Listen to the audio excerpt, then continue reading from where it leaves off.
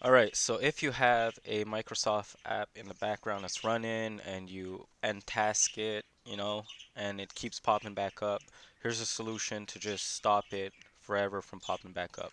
So this can happen to your films and TV, for instance, or your WhatsApp, or also your phone link. So here we're gonna go with the films and TV. It keeps popping back up. So we'll go ahead and type in the search bar below films, and you'll see here it pops up films and TV. If it's WhatsApp, you'll do the same thing.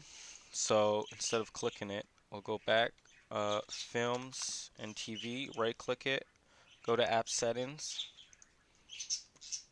and then here you will see background apps permissions.